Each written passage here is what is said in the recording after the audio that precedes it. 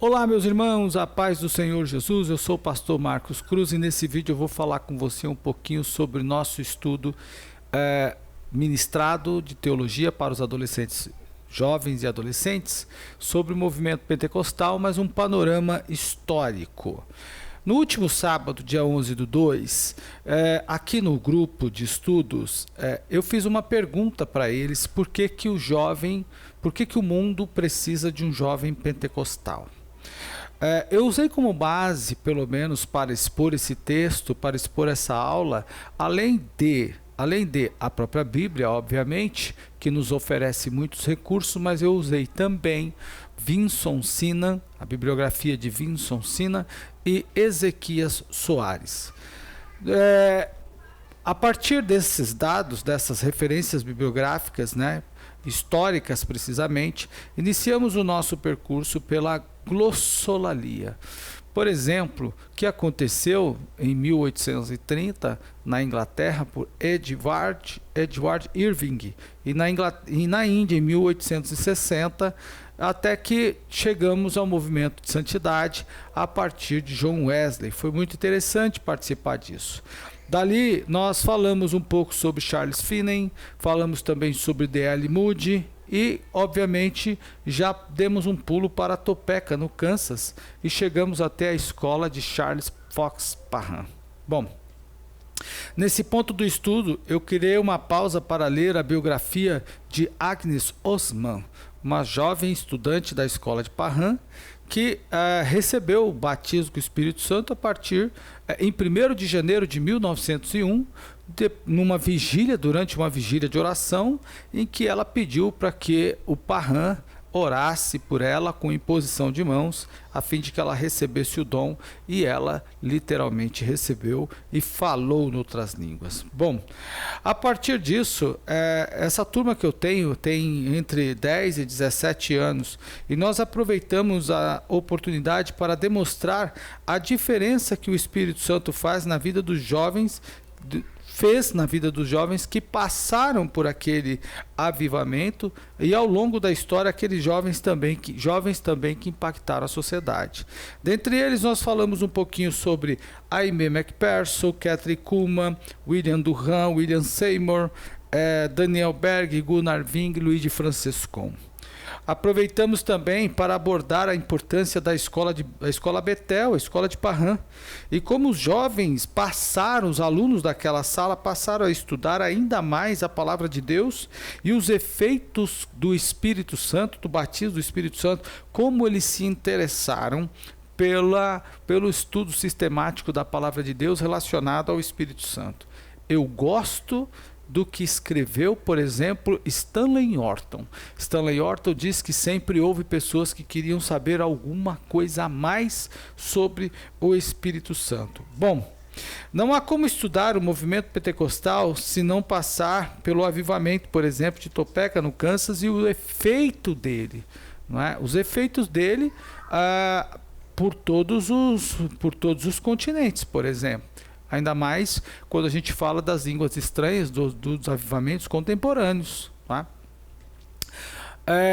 E aí eu pedi para que eles fizessem uma redação, porque todo sábado aqui a gente pede uma redação para os jovens, e eles têm que fazer uma redação, e às vezes eu estipulo 10, 15, 20, 30 linhas, dependendo. E eu pedi para que eles fizessem uma redação com base na aula, e muitos deles falaram de vários pregadores daquele contexto, daquele período, daquela aula, e um deles resolveu falar de Luigi Francescon aqui no Brasil. Bom, mas Luiz Franciscon, vocês sabem que chegou aqui, o Sinan diz que foi aos 44 anos, ele nunca morou no Brasil, mas veio aqui muitas vezes, e aqui fundou a congregação, a igreja que hoje a gente conhece como Congregação Cristã no Brasil. Bom, Franciscon foi um fruto do trabalho do avivamento de Charles Parham, que posteriormente foi para Chicago E lá, William Durham também recebeu o batismo com o Espírito Santo e foi impactado pelo poder de Deus. Mas eu quero continuar falando com vocês que não foi só o Franciscão que foi exemplo, aliás, que foi um efeito notório do poder de Deus, mas outros também foram. Por exemplo, Daniel Berger e Gunnar Wing, que vieram para o Brasil e também fundaram a Assembleia de Deus no Pará, né? E hoje esse movimento pentecostal está espalhado por todo o mundo. Mas também outros, o Sinan também fala de Kathryn Kuhlman, que posteriormente outros evangelistas, pregadores de multidões, produtores de milagres, enfim, que levaram multidões a Cristo também surgiram com o passar do tempo. Dentre eles, Kathryn Kuhlman. Kuhlman se converteu muito cedo, né, por volta aí dos seus 14 anos, já era uma pregadora cheia do poder e que levou milhares de pessoas, multidões a Cristo. Ela teve alguns reveses na vida, né, apesar desses golpes que ela tomou, ainda assim ela continuou pregando o evangelho. Outro que o Sinan diz foi T.L. Osborne.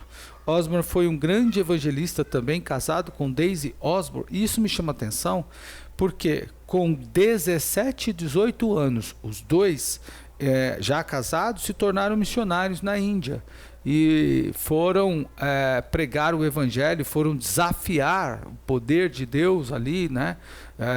Desafiar todo aquele conhecimento, melhor dizendo, que eles estudaram no seminário, durante aquelas pregações. E eu ouvi isso propriamente de Osborne, né, quando ele esteve aqui no Brasil, que ele passou alguns anos de frustração alguns anos, mas que depois alguns milagres passaram a acontecer na vida dele. Para quem não sabe, o Osborne foi um dos primeiros pregadores que defendeu a ideia de se pregar o evangelho num espaço aberto, fora das quatro paredes, do ambiente, levar o evangelho para as pessoas no espaço aberto, na rua, nas praças, nesse ambiente. Não que ele fosse defensor de não ter igreja, de igreja na rua, não é nada disso, mas Osborne defendia a ideia da pregação, do evangelismo nos espaços abertos. E ele foi um dos primeiros, ou o primeiro pregador a defender essa ideia e ir para os campos, né, para as nações do mundo. Então, na verdade, o que eu quero perguntar, a pergunta que eu fiz é: por que o mundo precisa de jovens cheios do Espírito Santo, jovem pentecostal? Por que é preciso? Bom, os jovens cheios do Espírito Santo levarão outros jovens ao Evangelho. Além disso, e não apenas jovens, mas adultos, crianças, enfim, pessoas de todas as faixas etárias. São os jovens, por exemplo, que dominarão o mundo virtual, e o mundo virtual, por ele, é possível a gente chegar aos confins da terra e levar a palavra. São os jovens que entrarão e que dominarão esse mundo, que dominarão toda essa tecnologia e poderão, cheios do Espírito Santo, se cheios do Espírito Santo, levar o evangelho a todos os cantos. Hoje mesmo, nesta terça-feira, passado alguns dias da aula, eu fiz uma pergunta para um jovem pregador fervoroso de outro continente. Eu perguntei a ele se ele já havia escutado sobre o batismo com o Espírito Santo. Ele disse que não. Também perguntei se ele conhecia, se ele já tinha aprendido sobre os dons do Espírito Santo, e ele disse também que não. E por meio de uma videoconferência pelo WhatsApp, eu passei horas ensinando sobre o batismo com o Espírito Santo e também sobre os dons do Espírito Santo. Olha que coisa interessante. Isso hoje, nesta terça-feira, eu fiz, com a graça de Deus. Então, por que o mundo precisa do jovem? Porque há muitos motivos, obviamente. Um deles eu acabei de falar. Por meio da rede social, podemos atingir o mundo todo e levar a palavra do Senhor, como eu fiz hoje, ensinando, inclusive, por meio de uma videoconferência no WhatsApp, ensinando sobre a doutrina do batismo com o Espírito Santo. Então, há muitos motivos pelos quais o mundo precisa dele. O que é interessante é o desafio, e o desafio é esse: quem quer ser cheio do Espírito Santo?